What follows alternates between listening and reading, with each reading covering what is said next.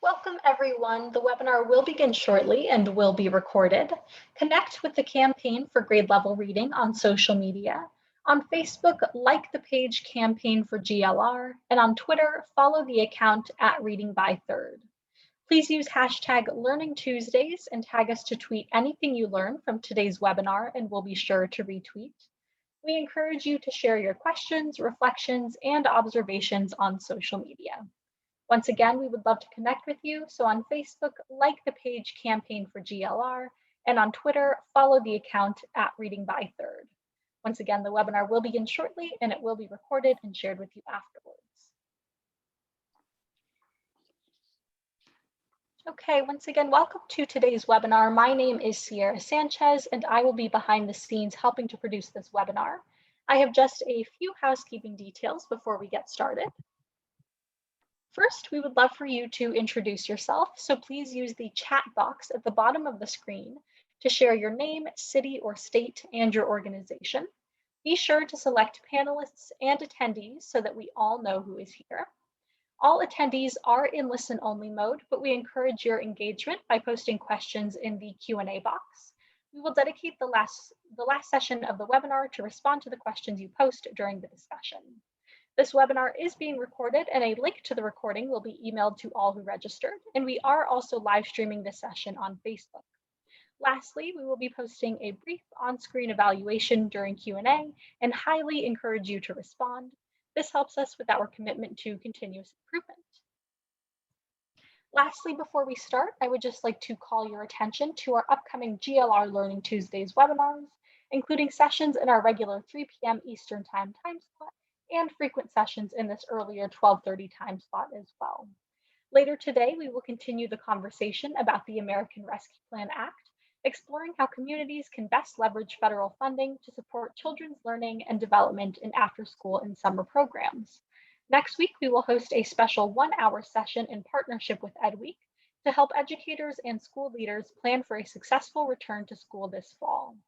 We will begin in the month of May with 2 sessions. The first, a peer exchange conversation about collaborations with Raising a Reader, followed by a session hosted in partnership with the Overdeck Family Foundation, exploring how education technology can be used to accelerate learning. Registration links for these upcoming GLR Learning Tuesday sessions are posted in the chat box. Joining you now is Sarah Torian, a consultant with the Campaign for Grade Level Reading. Thank you and enjoy the webinar. Thank you, Sierra, and welcome everyone. Thank you all for joining us for today's Funder to Funder conversation, building on the American Rescue Plan Act. What's next for reducing child poverty? This is the 10th in a relatively new series of funder-focused conversations that we launched last summer in recognition of the vital roles played by local philanthropy in assuring early school success for young children. These sessions are designed to lift up and align the unique assets of both local and more national funders. The local knowledge, networks, and earned credibility that state and local funders bring to this work, and the increased access to experts and the latest research and the larger funding capacity of national funders. Today's conversation offers a great opportunity for lifting up the vital roles of both local and national funders in reducing and eliminating child poverty in the United States. It continues the conversation that we began last December when we explored the research and bipartisan support behind a set of programs and policies that could cut child poverty in half within 10 years. Many of those policies were included in last month's American Rescue Plan Act, which is a huge success. But much more work remains to ensure that these temporary policies are made permanent and are implemented effectively, and also to make the case for additional policies and programs that can help those living in extreme or deep poverty. Both local and national funders can and are playing important roles in this work, and we're going to hear from a couple of those later on in the conversation, as well as leading advocates and researchers who are informing their efforts. And to begin that conversation, I am incredibly honored to welcome and introduce our panel for today. First, I'd like to introduce our moderator, Myra Alvarez. Myra is the president of the Children's Partnership, a nonprofit advocacy organization working to advance child health equity by ensuring all children have the resources and opportunities they need to grow up healthy and lead productive lives. Previously, Myra served as the U.S. at the U.S. Department of Health and Human Services in the Obama administration, including positions at CMS, the Office of Minority Health, and the Office of Health Reform. She's also served as a legislative assistant in the U.S. Senate and the House of Representatives. So welcome, Myra. Before I pass the mic over to her, I'm going to go ahead and welcome our other panelists for today. The first two also joined us for that conversation last December, Dr. Larry Abber and Dr. Adam Gamron. Larry is the Wilner Family Professor of Psychology and Public Policy at the Steinhardt School of Culture, Education, and Human Development, and University Professor at New York University, where he also serves as the co-director of the International Research Center, Global Tide, Transforming Intervention, Effectiveness, and Scale for Children.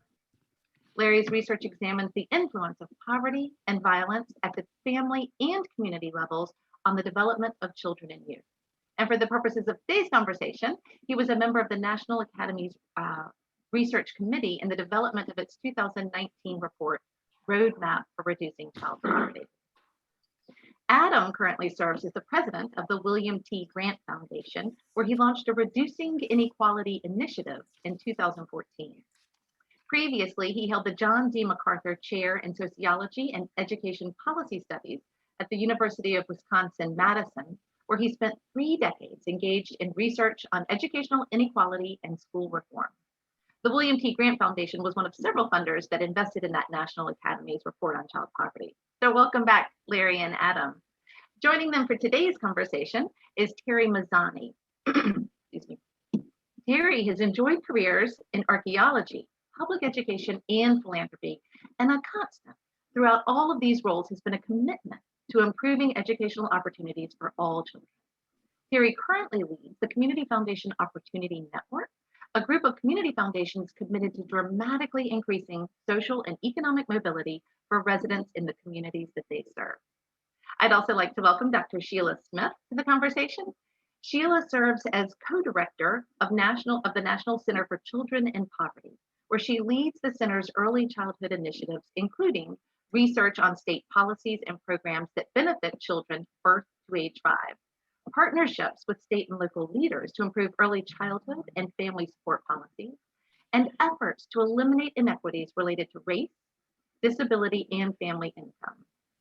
In previous positions at NYU's Child and Family Policy Center, at the Foundation for Child Development, and as a Congressional Science Fellow, Sheila's work has focused on using research to strengthen child and family policy.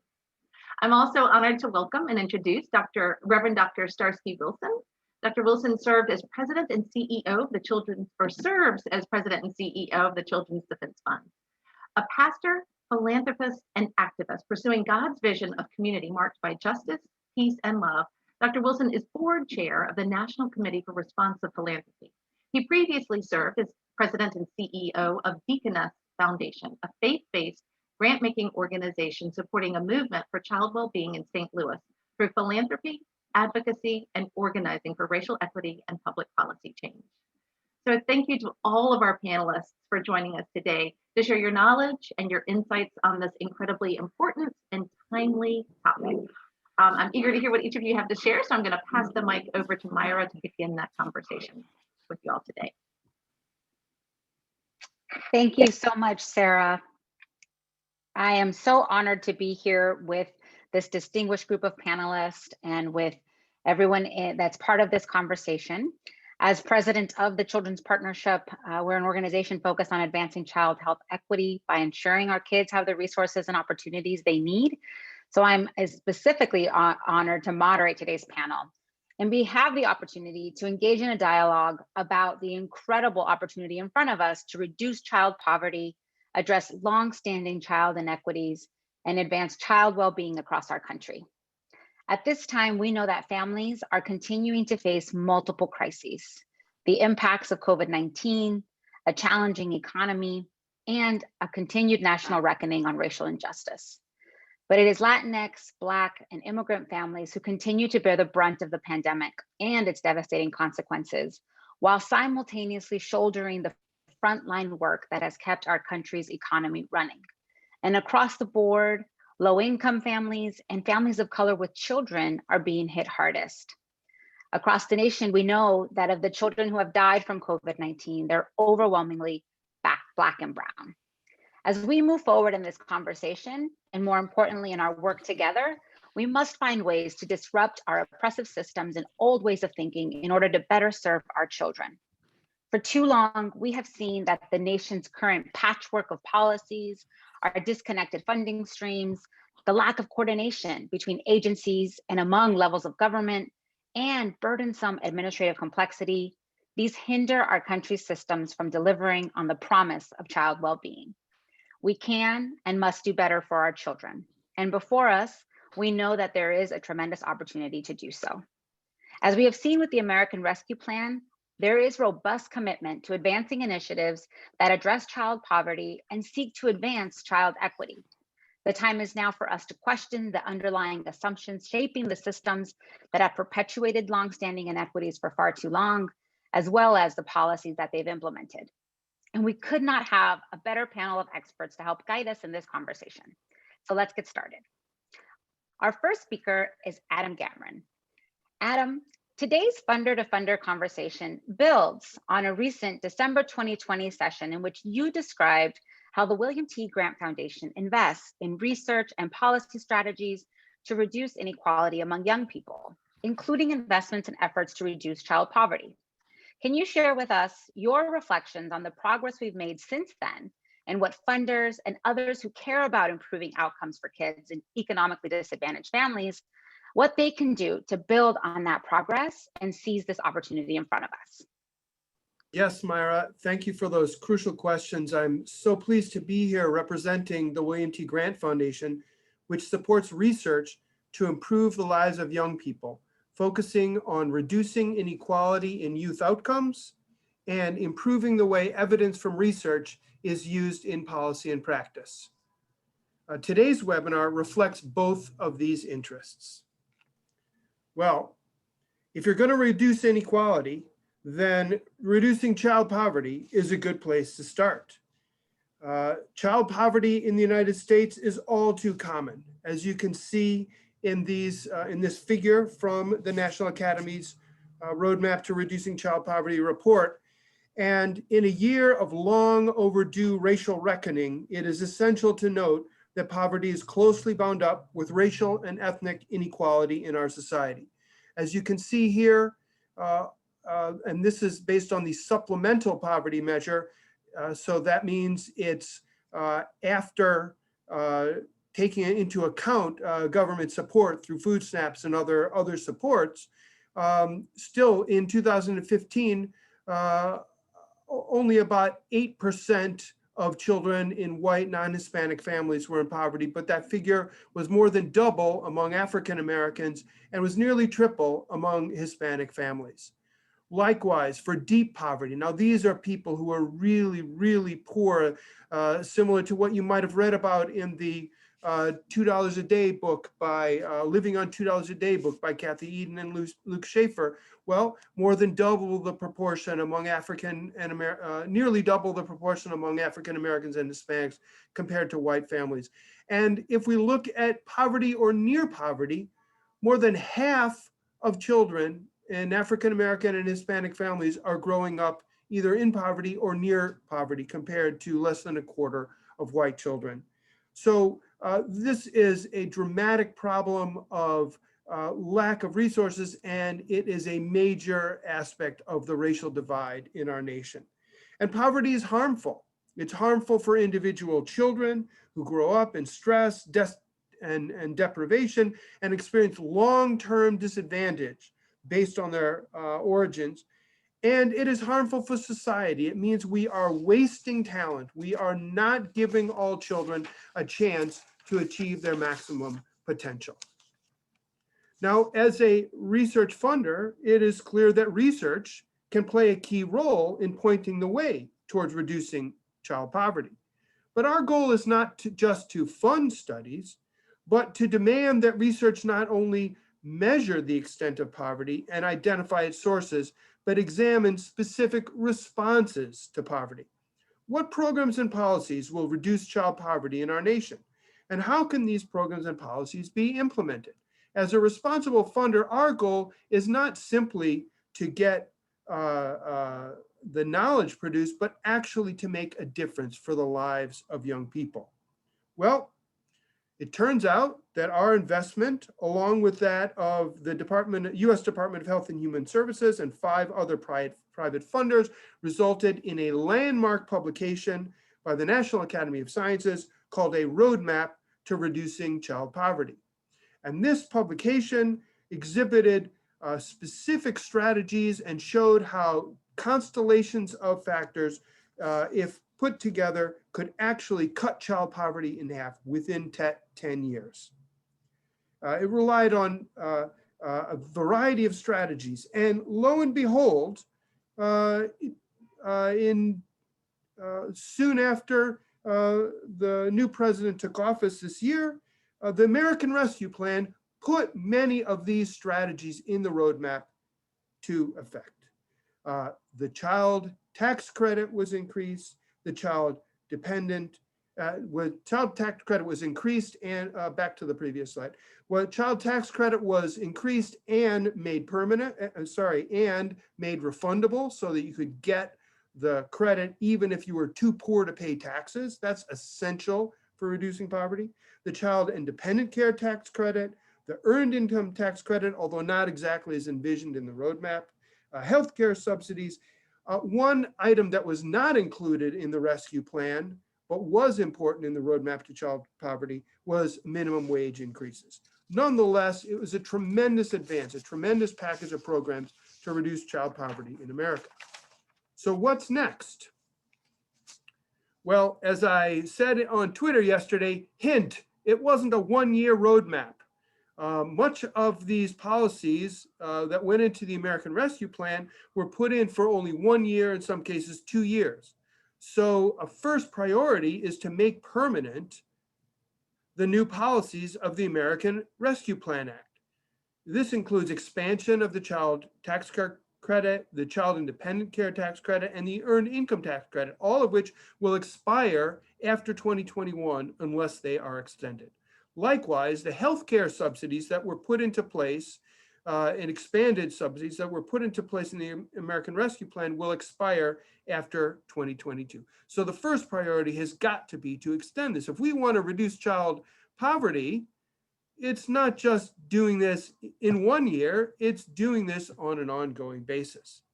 So that's the first priority. The second priority is to ensure effective implementation of the American Rescue Plan.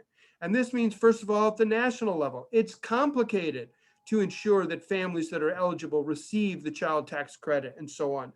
And the government has got to figure out a way of doing this efficiently and effectively. And second of all, at the local level, there are many acts that we're going to hear more about on this webinar that local communities need to undertake to ensure that families that have newfound resources are able to activate them to provide their children with the resources they need.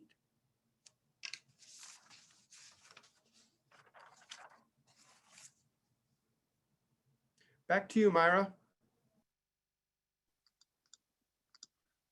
Thank you. Thank you, Adam. I think you're leaving with us with some clear directions on where we need to go from here as far as making permanent these policies and working together to advocate for that permanency of the policies that we are so pleased to see, but also highlighting that we're not done yet when you just enact a piece of legislation. Implementation is critical to success, and needing to pay attention to that as a collective is particularly important. So next, we're going to hear from Larry Abber. Larry, you had the opportunity to join Adam in last December's session that was referenced, and you specifically outlined the policy recommendations from the 2019 National Academies report that Adam actually referenced in his presentation. One piece of that report that you didn't include addresses some of what Adam was just referencing, in particular, the need for effective implementation. Now that we know that several of the policy recommendations you outlined previously have been adopted, can you share a little bit about your thoughts on what the research tells us about the contextual factors that can affect the research or effectiveness of these policies? Yes, Myra, thank you very much. Pleasure to be here with everybody, and hoping we can continue to build the momentum to change. The report the National Academy of Sciences on reducing child poverty emphasized, as Adam said, 4 packages of policies, 4 combinations of policies that would reduce child poverty by anywhere from 20 to 50%. And the 3 of the major provisions was to expand the child tax credit, to expand the earned income tax credit, and to expand the child and developmental care tax credit. What wasn't discussed in the last webinar was what is for us chapter 8, the chapter on those elements of context that greatly influence the impact and the success of anti-poverty programs. You can't pass a tax bill and expect it to hit the ground and change people's lives if you don't implement it well, and if you don't address some of the major barriers or impediments to taking up the policy. So we outlined these half dozen major barriers to the kinds of changes we were making, recommending in policy, actually having the desired effect. So you can increase income for a family, but if the income isn't stable and predictable, it won't be as helpful as if it is stable and predictable. Do a mental experiment yourself. You get $12,000 a year. Would you rather get it $1,000 a month quite consistently, or would you like to get it averaging $12,000 a year but fluctuating unpredictably between 500 and 1,500? Stability is important. It makes it much easier for families to cope. The second contextual factor I want to call out has to do with the unnecessary burdensome administrative procedures that discourage families for signing up and taking up services and benefits they're eligible for. And so these 2 principles mean that we should be distributing the child tax credit, for instance, on a predictable monthly basis, and we have to reduce the administrative burden for the whole suite of policies that have been implemented in the American Rescue Plan. A third example, which is very important, is equitable treatment of racial and ethnic groups. The vast discrimination that still exists in the job market affects the take-up of the earned income tax credit. The vast discrimination that still exists in the housing market affects access to housing subsidies. And therefore, we need to eliminate discrimination, and that has to be done at state and local level, not just nationally, but especially at the state and local level. So I commend chapter 8 to those of you who are interested in these and other factors that, in our opinion, local communities and states are in an ideal position to address, and that is probably the reason for many people being on the phone today. Thanks, and back over to you, Myra. Thank you, Larry. You continued the important theme of making sure our implementation is as effective as possible. And I think one area that needs to be considered in effective implementation is the critical role that our local partners, our state partners have in ensuring that success. So for Terry, our next speaker, given your role working with community foundations who are committed to closing the youth opportunity gap, we know that you're right there in the thick of where the rubber meets the road, and you recognize that local and state implementation is critical to ensuring the successes of the promises laid out by both Larry and Adam. Can you speak a little bit to the role that local funders can play in ensuring effective implementation? And then more so, given the data that Adam highlighted and the priority on equitable treatment of racial and ethnic groups that Larry called out, can you speak a bit about operationalizing that work, operationalizing racial equity, and the actions that are particularly important in response to what we know families are facing today? And then, of course, any thoughts on potential opportunities to respond to what Larry and Adam have raised through those local commitments? Thank you, Myra, and greetings to my colleagues across the country leading community foundations, as well as our partners, the United Ways out there. As many of you do know, community foundations are the quintessential anchor institution because our mission is community. Our superpower is that of an honest broker of diverse interests in our ability to convene and bring communities together around common interests. Bob Putnam has highlighted this in his recent book, Upswing, talking about this important role.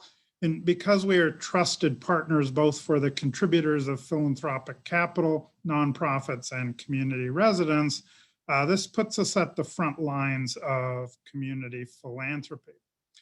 What is different today is that many community foundations are much more explicit about racial equity, much more aware of their privilege and position in a system built on white supremacy, and much more intentional about privileging other voices and sharing power.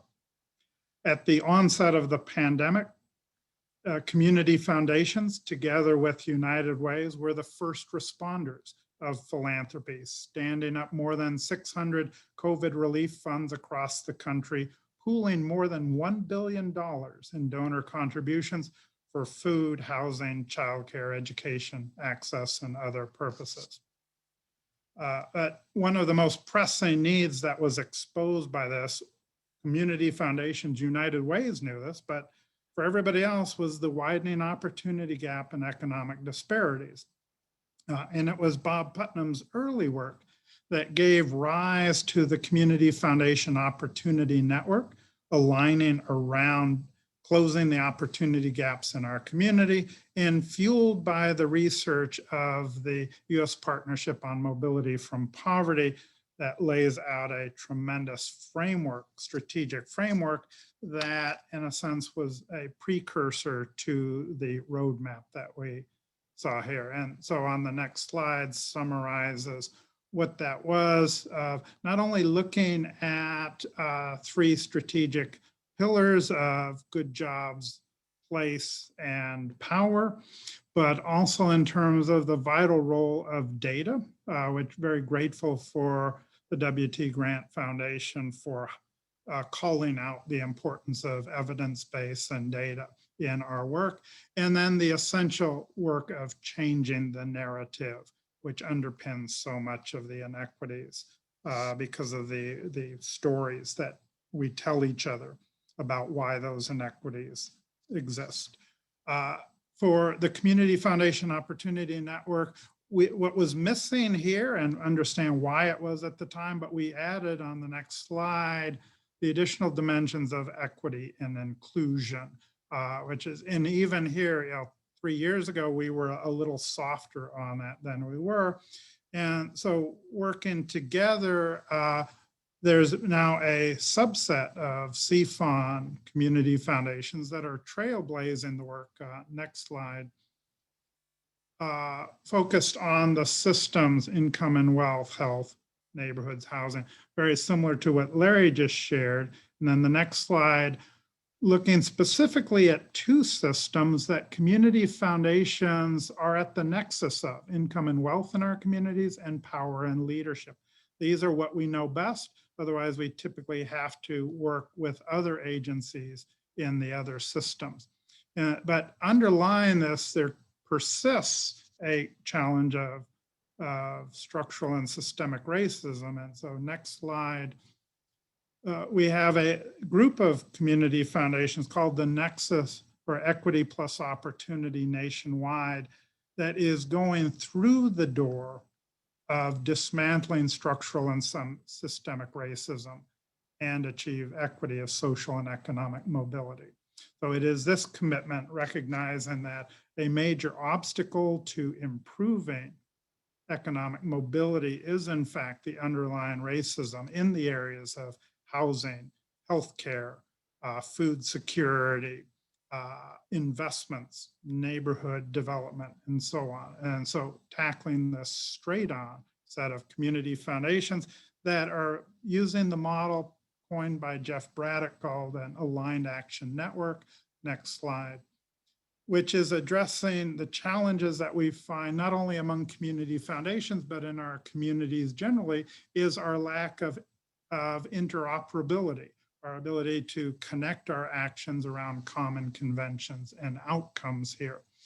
We see this in the vaccination response for the pandemic. Community foundations organizing public health agencies, community organizations, and residents to be able to get vaccines out to the vaccine deserts that exist in our low-income communities. This is a vital part of our work as community foundations, as bridge builders, connectors, and integrators for that. And a starting point here is around the next slide, the set of common measures and metrics that Urban Institute has developed in response to the US partnerships framework here, so that if we are all tracking common metrics across communities, we have a much better opportunity to collectively show action here. So those are important building blocks that we as part of our civic infrastructure can deliver for our communities. Thank you. Thank you so much. I appreciate this recurring theme of how much we still have to do as far as moving the needle on addressing child poverty and advancing child well-being, that it's more than a temporary fix, that it requires permanency, that it requires adherence to meaningful implementation at the local and state level. But to your points, Terry, that it's also about looking inward into our processes and recognizing how structural and systemic racism are underlying so many of the systems we're trying to tackle, and that work is on all of us. So I really appreciate those comments.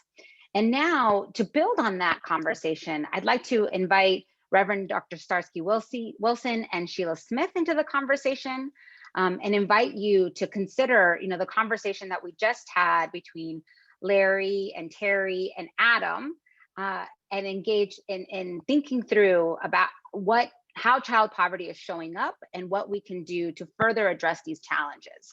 And I'll start with Dr. Wilson. We know that the American Rescue Plan, that it offers tremendous potential for addressing the challenges associated with child poverty, as you heard from our previous speakers. But as we begin to think about what we can and should do to build on these new policies in the future, it would be helpful to understand the scope and scale of how crippling this challenge has been for our families. Your organization, the Children's Defense Fund, just released a new report examining the state of children in the US today. Can you share with us some highlights from that report as it relates to child poverty, including the ways that you are finding historical, systemic racism and structural barriers affect child poverty, and in particular specific populations? Sure, thank you very much for the opportunity to share, Myra, including us in this conversation. Especially with this kind of body of friends. My career began with United Ways, and the last decade has been spent in local philanthropy focused on advancing child well-being. And in that way, as someone given to past reference, I'll say this is indeed a new report we released at the end of March on the state of America's children. In 2021, this is the 30th year. This is the 30th anniversary of the first release. We started doing this work on this report in 1991 in the context of several other things. And so I want to ground to the second part of your question about the historic, structural, and systemic realities that create the context for child poverty right now. I want to ground it in this reflection that this new report tells the old story. 30 years ago, I was 14 years old, growing up in a household that was wrestling with the realities that the Children's Defense Fund was fighting against gun violence in communities that hurt my own family and my brother, teen pregnancy in communities where young people were wrestling with opportunities that impacted our household as well, and a shifting job market that created a downward mobility in the period where I was entering into high school. And in that moment, the Children's Defense Fund started releasing reports called The State of America's Children.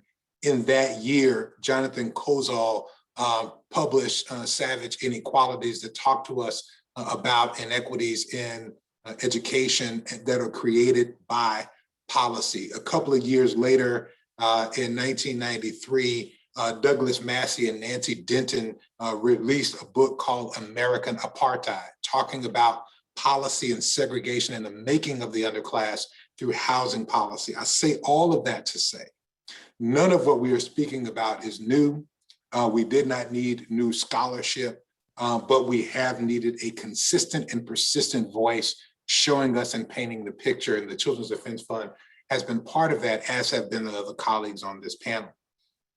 A couple of things that we identified in the recent report here 30 years into this discussion is that while there were, and we looked at the most recent census data, most recently available data in all categories, and much of the population level data is US Census Bureau data from 2019.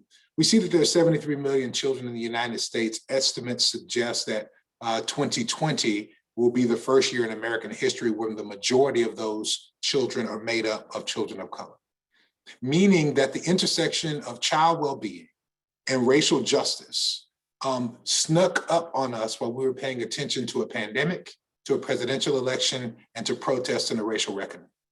It is the case going forward that one cannot speak effectively of child well-being without speaking of race. One cannot speak professionally or consistently of racial justice without speaking about children. And as we get to that point, it becomes critically important that 71% of poor children are children of color. We recognize that we recognize elements of food insecurity in the report. 1 in 7 children were food insecure. Of course, Black and Latinx children more than twice as likely as white children to live in households where they didn't have enough to eat. And that we continue to see the challenges related to unhoused children. 1.5 children enrolled in public schools experienced homelessness in 2017-2018 school year, the last year for which we had available data. And we recognize the increased challenge when we talk to superintendents across the country who literally lost children who they could only keep up with in the school districts through their social workers because of the mobility of those children throughout the school year. So as we talk about the context of COVID, this becomes even more important. One thing that we added in this year's report in each category, where we assessed poverty in one area, nutrition in another, unhoused children in another, and all of our various priorities, youth justice, and of course, violence to children as well. We also pulled out a category for COVID-19, where we were able to speak to some of the disparities we were able to find, because even as you have listened closely to the presentations from mine and my previous colleagues here, we recognize that the data is too slow to tell the story. So I'll close by suggesting this. In as much as we have shared data about the inequities and the disparities related to children and poverty, as much as we talk about the need for racial equity to advance child well-being and to end child poverty now, and as much as we have been telling this, not only in this year's report related to the state of America's children, but CDF's 2019 report on ending child poverty now, which carried some of the same recommendations that we saw in the roadmap to reducing child poverty report, or the 2015 version of that report, which carried some of the same recommendations. The reality is, none of this changes, none of this advances just with our data. There is a requirement of our voice. I know we'll have more conversation about this later, but in the context of understanding the scope and the scale and the nature of this, I want to land by suggesting that one of the critical things as we turn toward permanence and shifting this data is something that was in our 2015 report. We had to update in our 2019 report on ending child poverty, and it still didn't happen in the American Rescue Plan. And that's increasing the minimum wage. And so as much as we have this conversation, we recognize that children don't grow up in our programs. The children don't even grow up in our policies. They grow up in households, that grow up in families, that grow up in communities. And the fastest way we can increase child poverty is to do the work of building public will to advance an increase in the minimum wage to the $15 an hour that has been called for, which is still not a living wage in America, but will have increased positive impact, particularly on children of color, who are indeed the face of America's children today.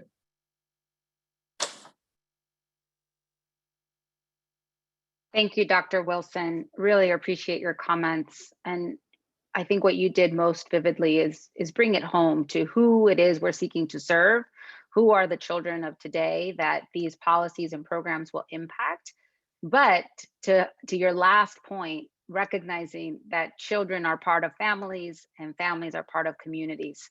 So thank you for that. I think that's a perfect segue to our next conversation, recognizing that the challenges many of our families are facing can only get worse in some instances.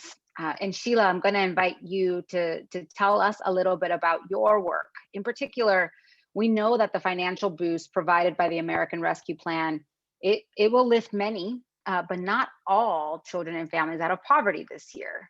Your organization, the National Center for Children in Poverty, released a report last fall about children living in deep poverty, and that's with incomes below 50% of the federal poverty line.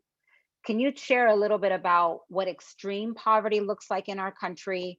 And given what Dr. Wilson just shared about the numbers of young children living in extreme poverty, what impact does extreme poverty have on a child's well-being and their early development?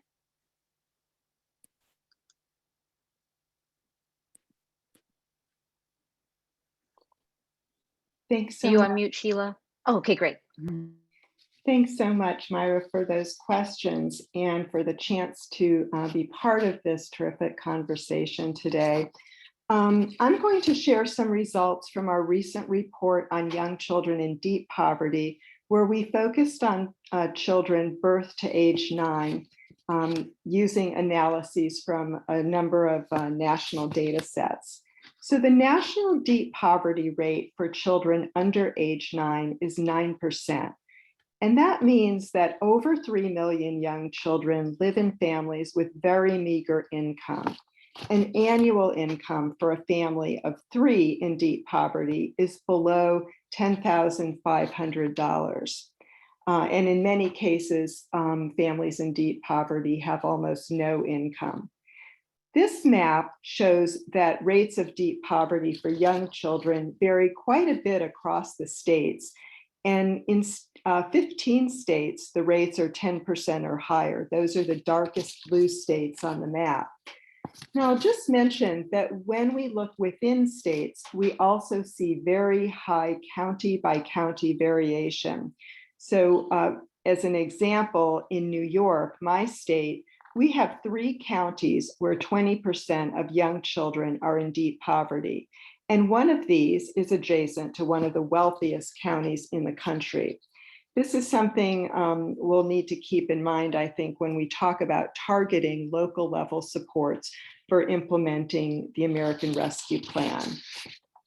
The next slide amplifies some of the previous discussions we've had about racial disparities in poverty. And here we see the much higher rates of deep poverty for non-white families with young children. 18% of Black children, young children, experience deep poverty. And this is using our traditional poverty measures. This is over 3 times the rate for white children. The rate for Latinx children, young children, is over twice that of white children.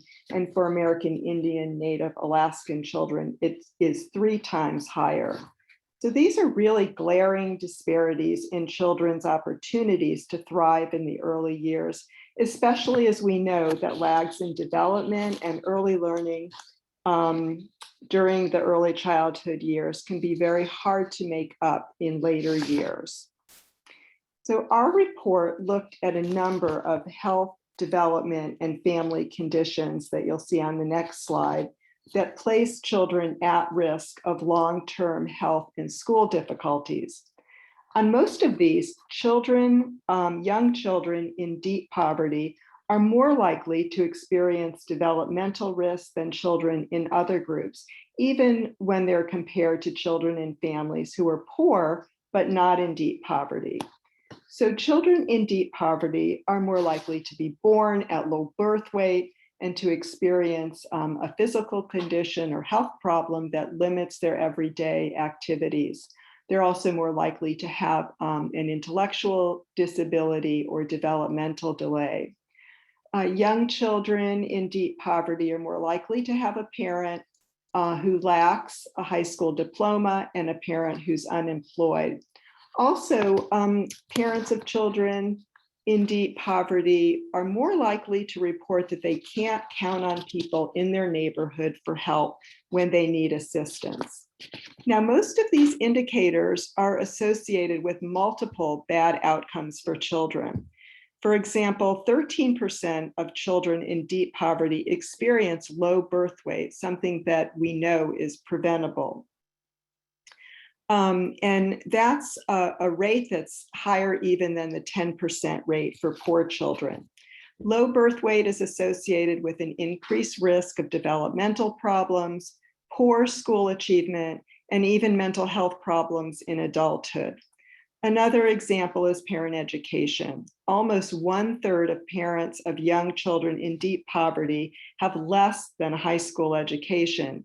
Again, higher than the very high rate of 19% among parents of poor children. And we know that parent education is a strong predictor of children's school success, which in turn affects future employment and health. So given these risks and the racial disparities we've seen, we'd really like to see more resources targeted to this group of young children and families. And I know we'll have a chance to talk about that a little later. Back to you, Myra. Great, thanks so much, Sheila.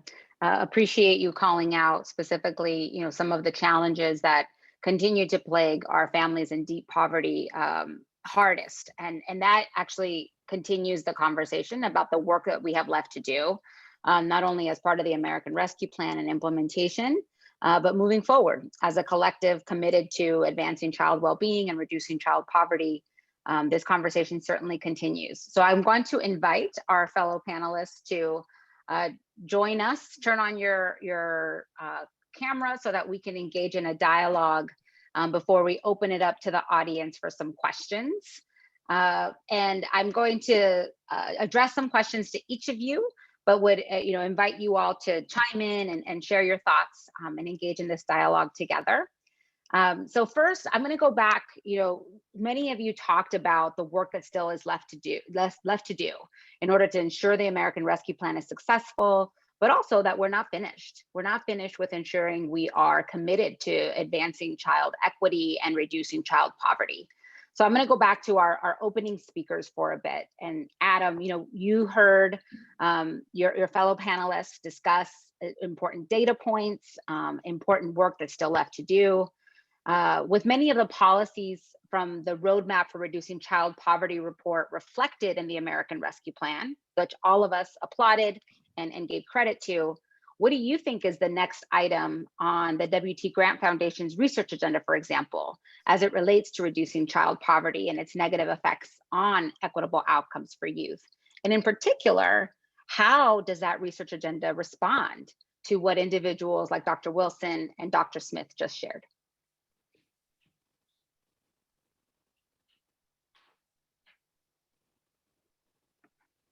All right, little unmuting problem there. Thanks, Myra. And I definitely agree. And Sierra, if we could jump ahead a couple slides. One more. There we go. So yeah, we do have an agenda for where to move forward. And the first thing we need to do is confront intergenerational transmission of poverty. So the American Rescue Plan attacks child poverty through redistribution. That is distributing funds and resources to families that need it to lift them out of poverty. But what we need to do next is build assets in our families so that in the long term, their children will not be in poverty. Children growing up in poverty will not become in poverty as adults. To build a robust future with less poverty, we need to ensure that children in poor families can achieve the middle class dream when they grow up. So what sorts of investments are required to break the intergenerational transmission of poverty? Well, this is another research question. And so a new National Academies Committee will take on this challenge. We've been asked to contribute to, and we've agreed to contribute to, a new study of breaking the intergenerational transmission of poverty.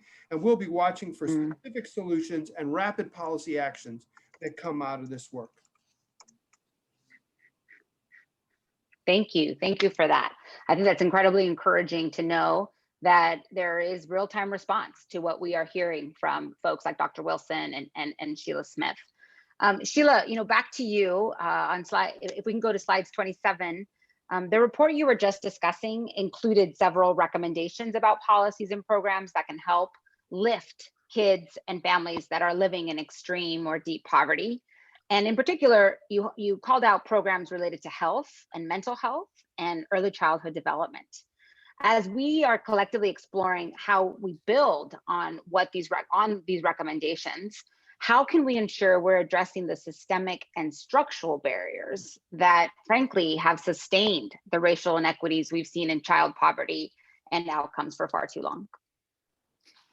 Thank you, Myra. Well, I think first, it's very important to reduce poor birth outcomes, which can harm development from the first days of life. And to do this, we need to bring to scale programs that provide more intensive supports to very poor pregnant women. One example is the Centering Pregnancy program.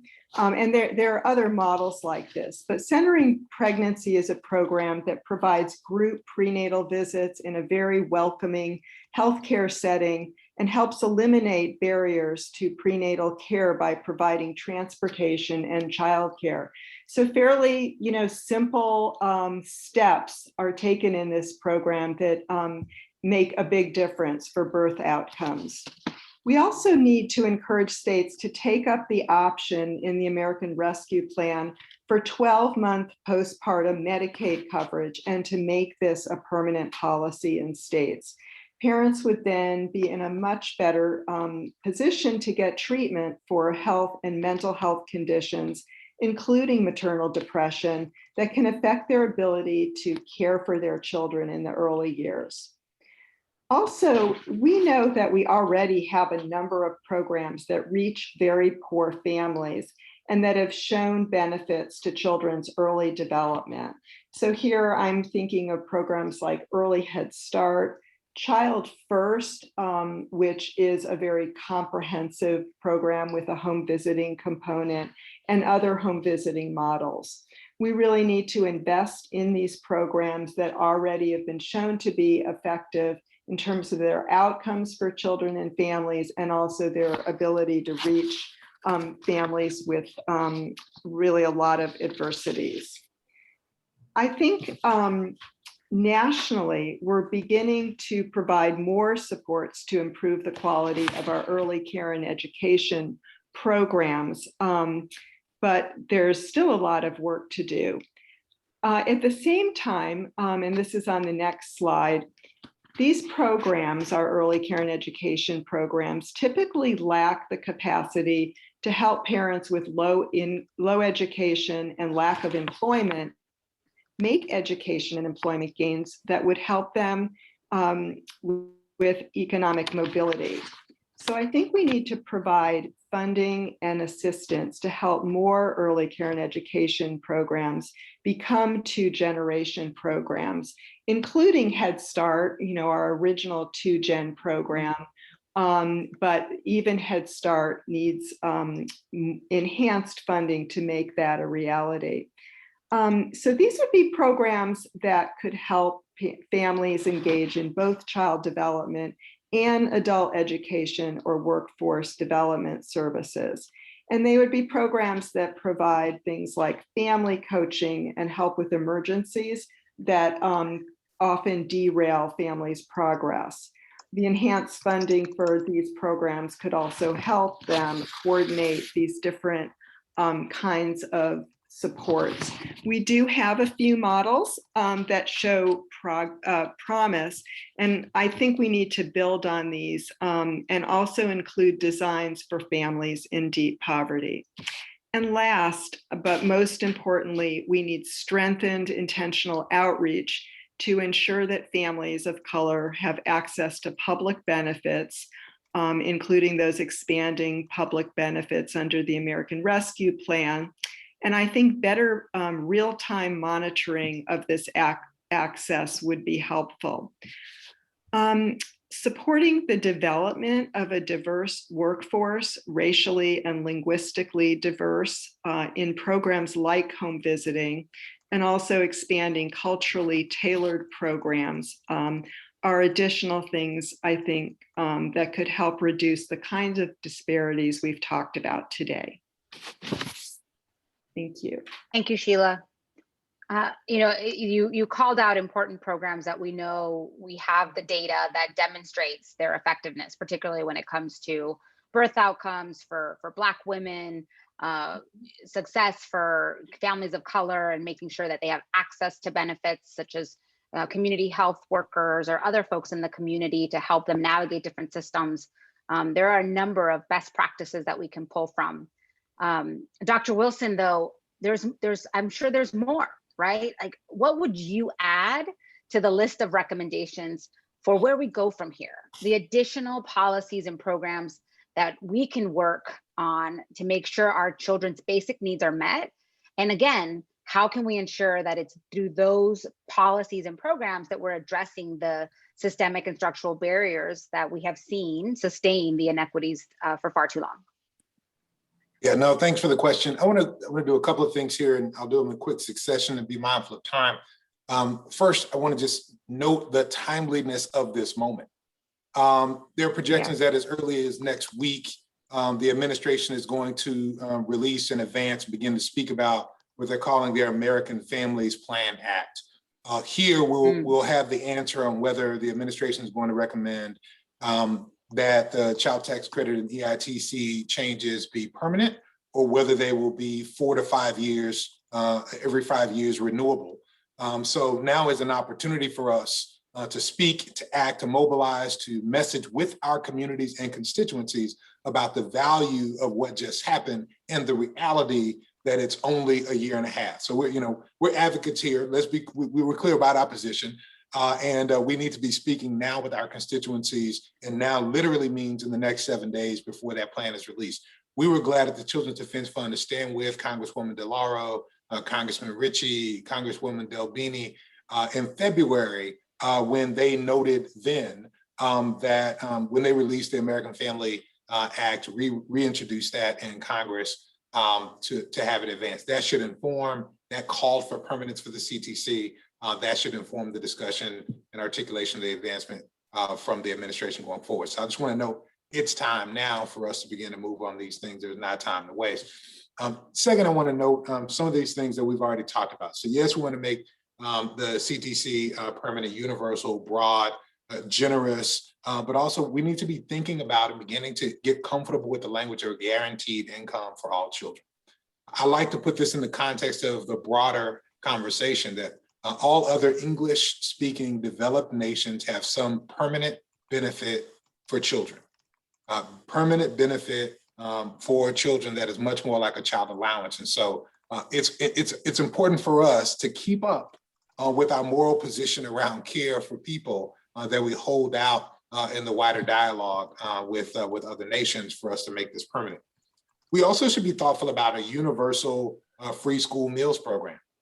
So that every child has access to nutritious meals to prepare them to learn and to grow.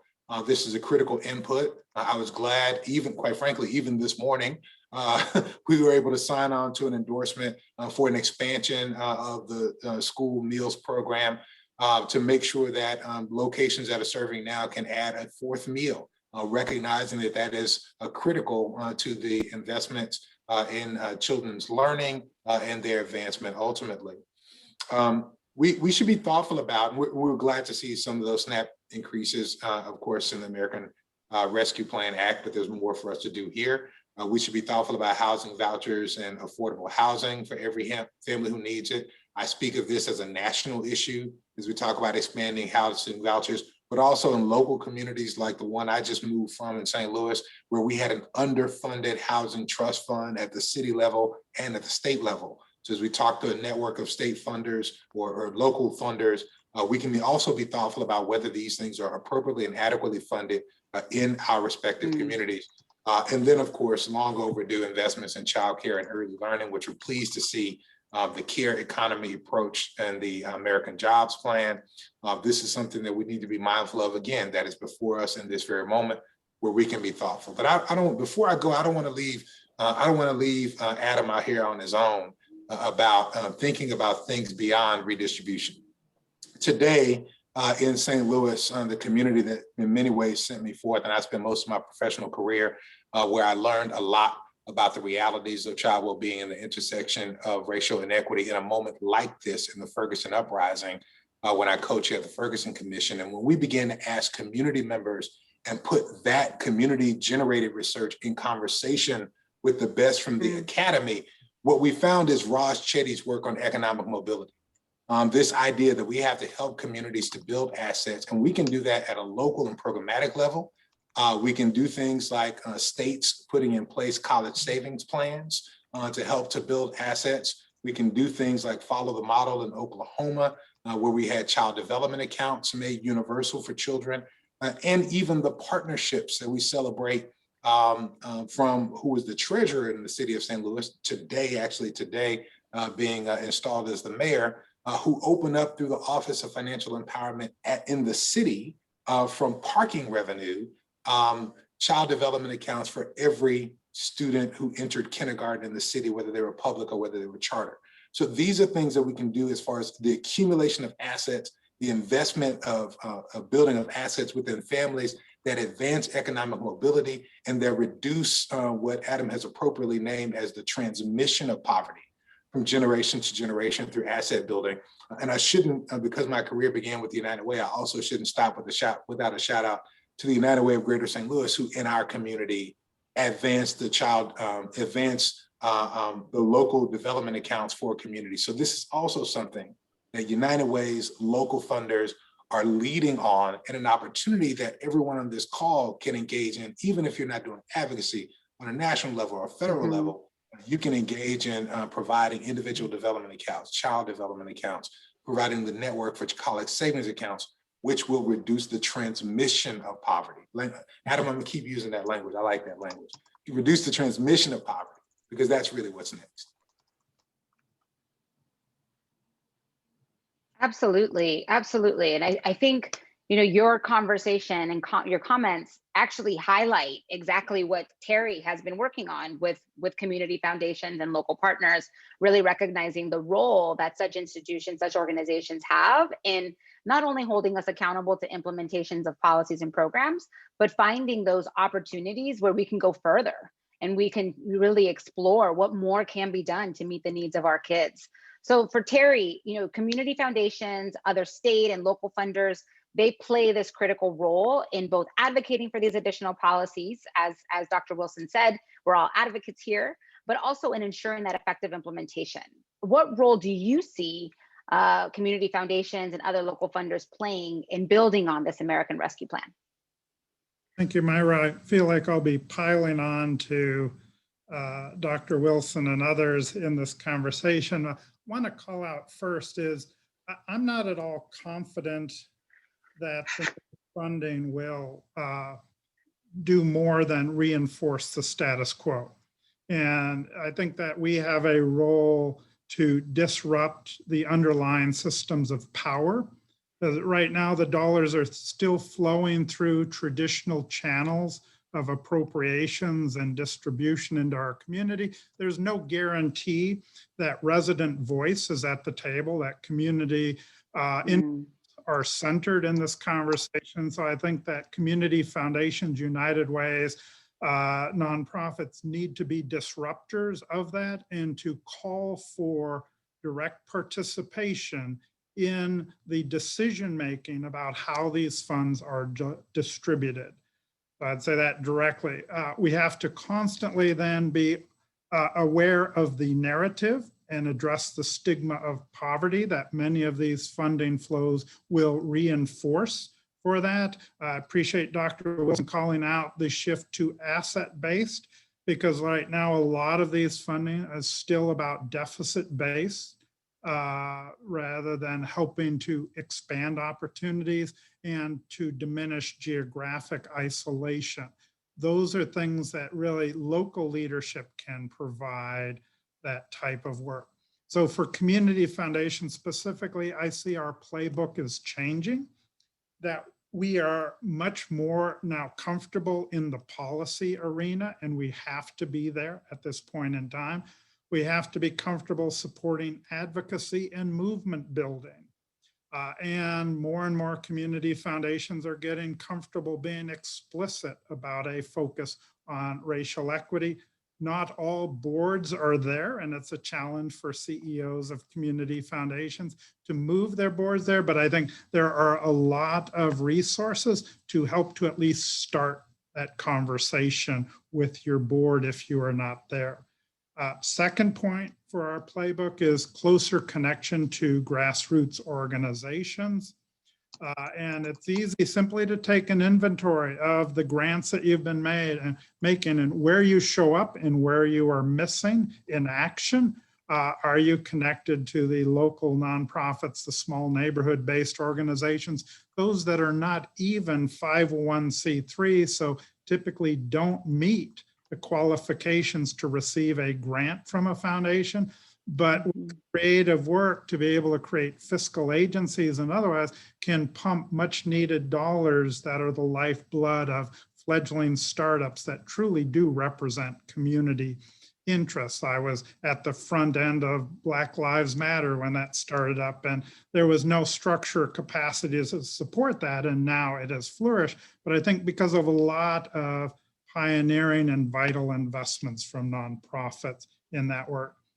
We've also seen a shift to general operating support, so kind of no strings attached to give the flexibility, and then a commitment to stay the course. This takes time, and so year over year funding with minimum requirements for renewal. So those are the elements that I see emerging in a lot of our foundations grant-making playbook.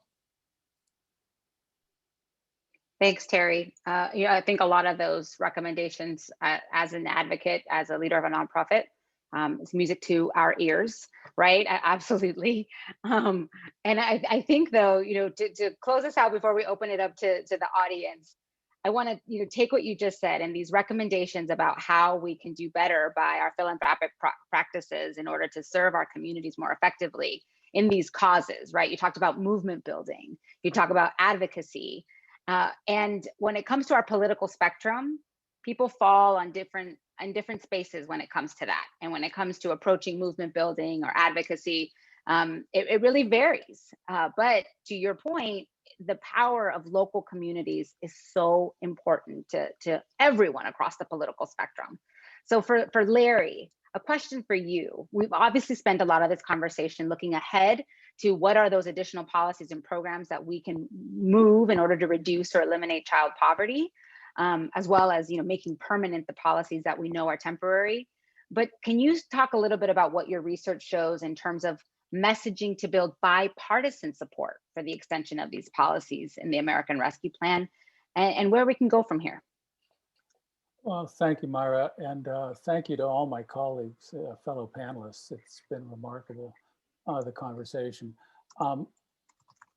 Bipartisan covers all manner of sins and virtues, right? So Uncle Joe has taught us that bipartisan should be thought of primarily as gathering people, individuals from many different political persuasions together, not necessarily the parties. I think it is extremely unlikely that the American Rescue Plan is going to be made permanent. The elements we're talking about are going to be made permanent with a large number of Republican political leader votes in Congress. But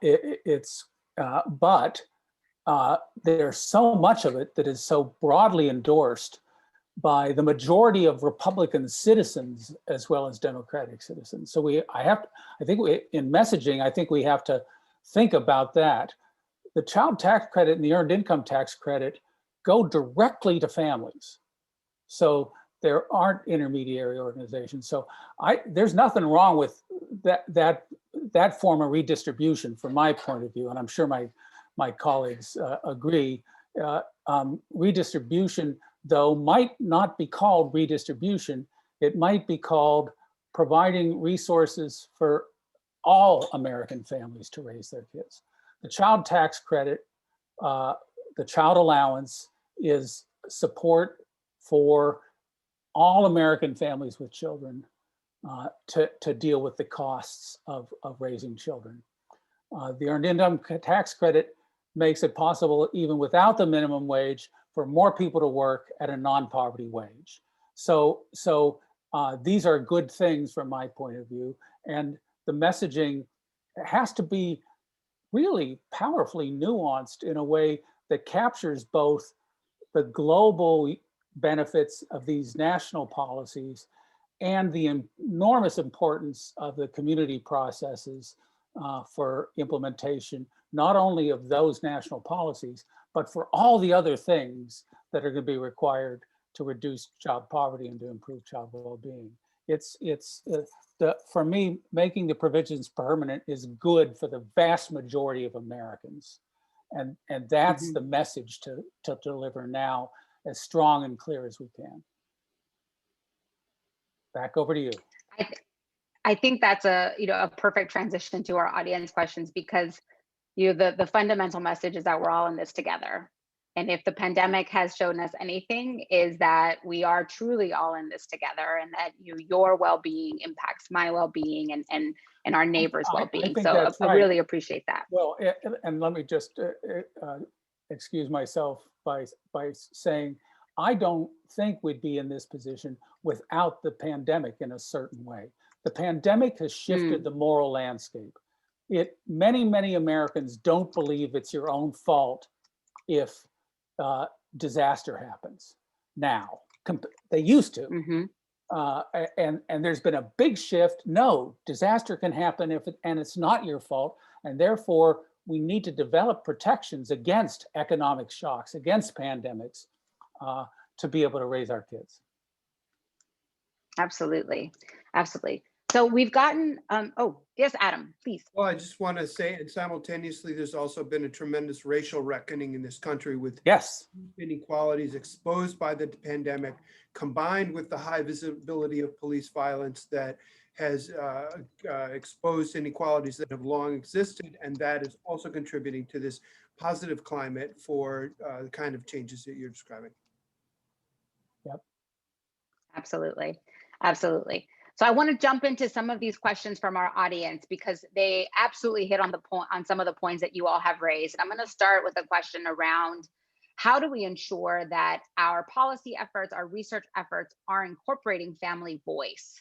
In particular, Dr. Wilson, you called attention to this. Adam, you called attention to this in your research agenda. Terry, really thinking through how can we include parent and family leaders about what should be done with our policies and programs, so we're not making decisions without their involvement. What does that look like?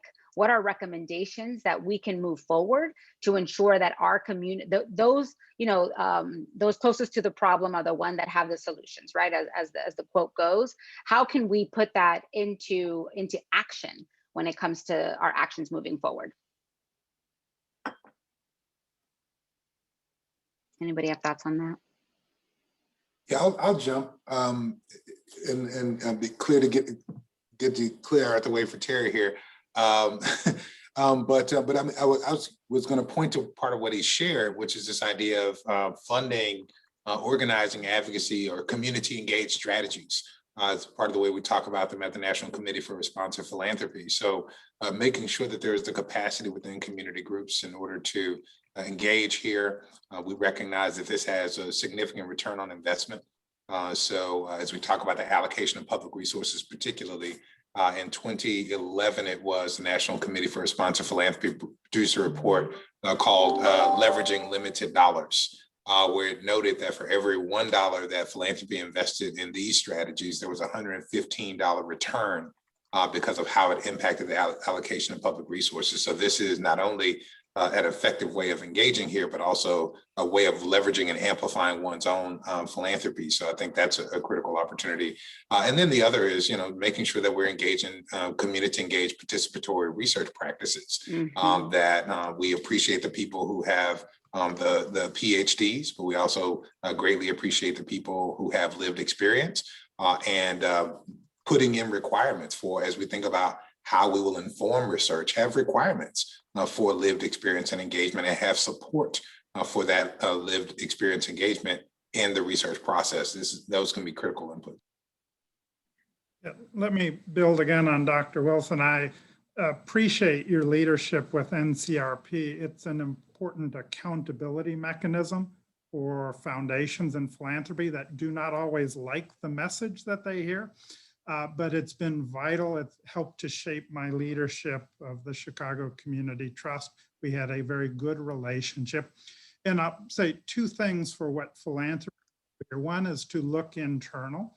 Every community foundation should be documenting the race and ethnicity of the leadership and those served by nonprofits that they make grants to, and report that to their board at every board meeting to see, does that reflect and represent the communities that they are serving?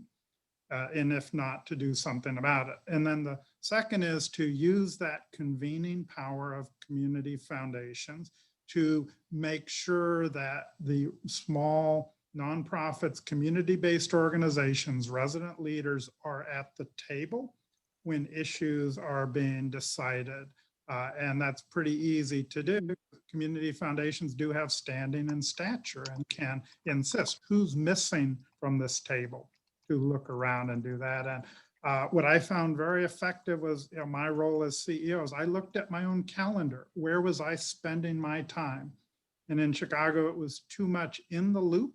And so I made a point of inverting my calendar and spent the vast majority of my time in neighborhoods, in communities with neighborhood serving organizations. Thank you for that. Thank you. Another question that came through from the audience is, who are we referring to when we talk about our children? And in particular, Michelle, I think from a border state, says, at what point are we accounting for the individuals who call this country home, our immigrant families and their children, particularly a challenge for Texas and other border states? We talked a lot about families living in deep poverty. We talked about children of color, but similar to what the challenges that are underlying many of our barriers, immigration status is often one of those challenges that impedes access to many of these services and frankly, many of the benefits that are coming through our federal initiatives. I'll start with Sheila. Thinking about deep poverty and thinking about the contributing factors to deep poverty, can you talk a little bit about how our agenda and the work ahead accounts for the immigrant communities that we are continuing to see thrive or try to thrive in our country? Yeah, thank you. I think it's such an important question. And, most immigrant families with young children are living in deep poverty.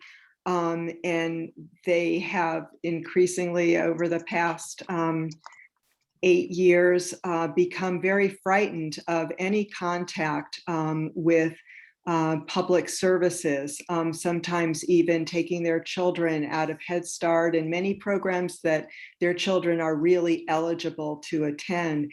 And I think, reversing that chilling effect that has occurred is going to require a lot of intentional work on the part of those community-based organizations that have traditionally had more connections to immigrant families.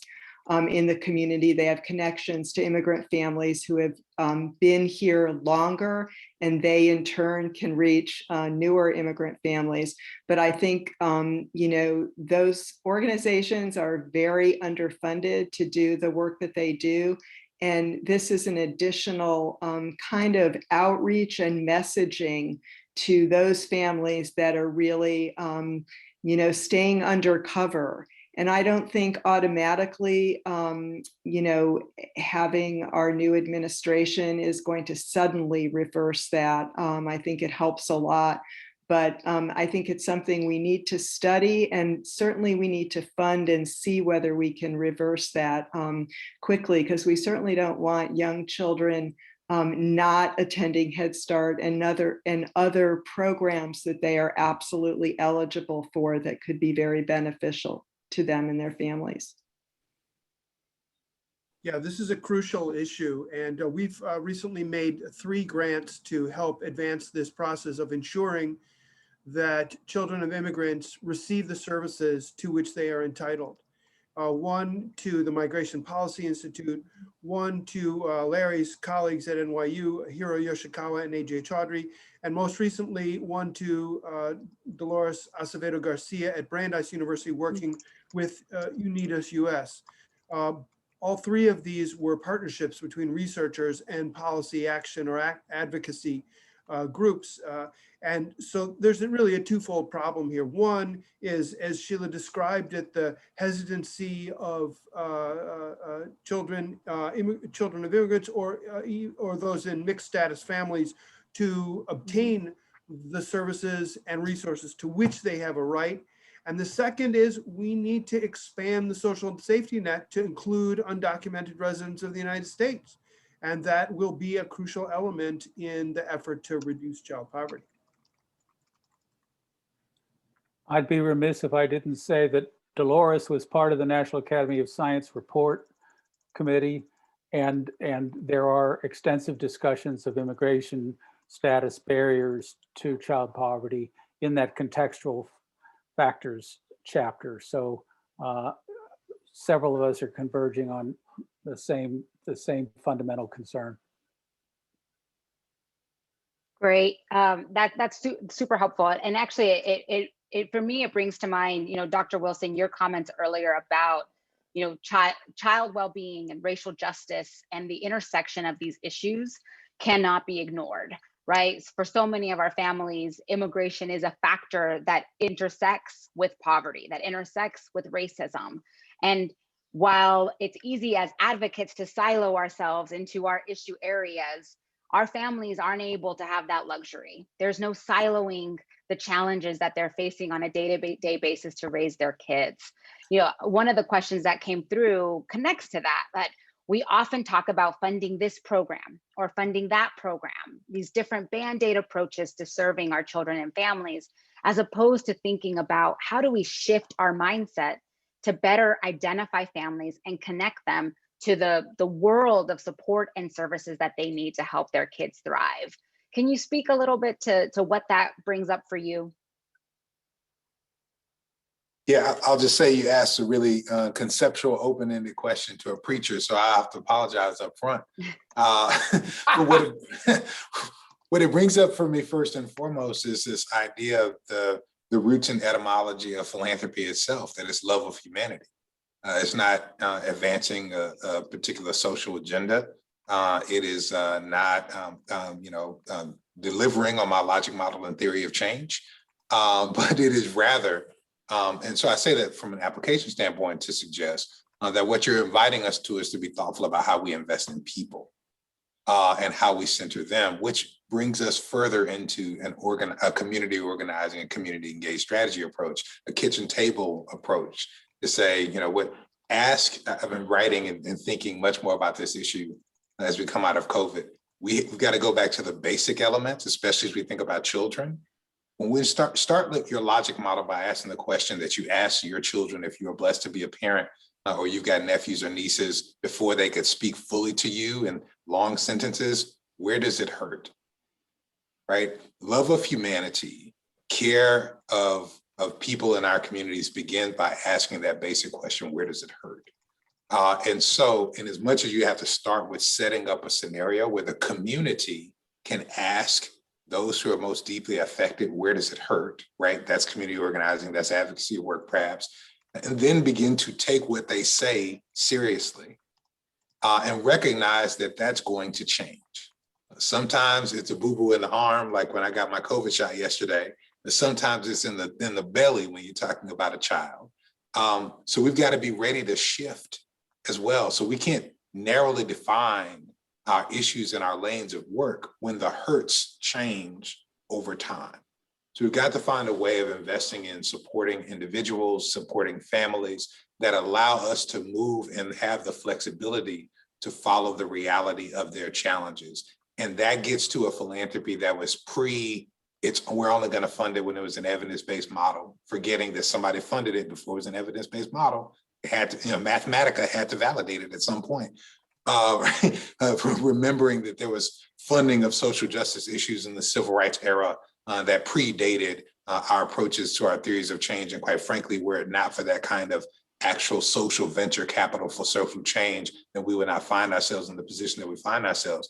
And I think we have to think about what is our orientation to greatness, which is care for people, not just the outmoded definitions of effectiveness, which we have developed, quite frankly, only over the last 20 years, and they've been insufficient the whole time. Thank you for that. I thank you for that. I think, those comments, I think, are a great way to close us out of this conversation. Before we close, we have a couple of minutes, and I'd like to invite each of you to just share a quick, closing comments, no more than 30 seconds if you possibly could, because we're running out of time. But I think Dr. Wilson left us with something to think about, a little bit of a sermon for us to walk away from today and ensure that we've got this work and we're going to carry it with us. So I'm just going to go in the order on my screen and invite you to share just a couple closing comments for our audience. And Sheila, I'm going to start with you. Thank you. Well, I was very inspired by this conversation. I think it is very much a time of, great hope and great challenge. I think the focus we've had on implementation of policies and being inclusive and reaching families and ensuring that families have voice as we, really develop new supports on the ground and in communities will be just so important to keep in mind, and really appreciate the chance to be part of this conversation today. Thank you. Larry? To each of our partners who have been participating, who are doing the work, find another way to take it up a notch. It's a critical time. If we all take it up a notch, it's going to add up. I like that. Adam, please. This partnership you see today between research, philanthropy, and advocacy is the crucial combination that we need to leverage political leadership and decision-making and public will to lift our children out of poverty and build strength for the next generation. Thank you. Terry? Two words, alignment and collective action, which makes it 3 words. But those are the essential takeaways for me here, in that philanthropy can play a role, but any of the sectors that Adam just described can lead through alignment and collective action. Using the roadmap is a great lens to do this work. Thank you. And before I hand it back to Sarah to close us out, Dr. Wilson, your final comments, please. The state of America's children is in your hands. So whether we take it up a notch, whether we fall back into comfortable patterns is really up to us, but the impact will be for our children. And so I'm grateful for this conversation, grateful to be a part of it, glad to have some resources to go research. And I'm glad to be in conversation with all of you. So what happens next is in our hands. Thank you. I too am honored for the opportunity to moderate this incredible discussion and look forward to working together to advance child well-being. Sarah, back to you, please. I confess I'm a little bit too moved right now after everything that you all have shared to actually speak, so I apologize. Quickly, just before we close, another reminder, the poll popped up on your screen, so please take a moment to share your thoughts with us. But I just want to say a huge thank you to all of our panelists for joining us today and for sharing your insights and your work. Thank you to our wonderful moderator, Myra Alvarez, and to Larry Abber, to Adam Gamron, to Terry Mazani, and to Sheila Smith. This opportunity, this moment in time, this conversation is so long overdue and so needed. And I know that I've been incredibly inspired to take it up a notch, as Larry called on us to do. And I'm sure that everybody else who's been listening into this conversation has been as well. I'd like to thank you all for joining in for the conversation, and hope you found it as informative, inspiring, and motivating as I have. Bringing up the slides again, I know we are at the end of our 90 minutes, but I'd encourage you to join us for future conversations. I've reposted the links for these upcoming GLR Learning Tuesdays webinars in the chat box, so I hope you'll register and join us for more, and look forward to working with all of you as we leverage this moment in time to eliminate child poverty in the United States. Thank you so much again, and be well. Take care.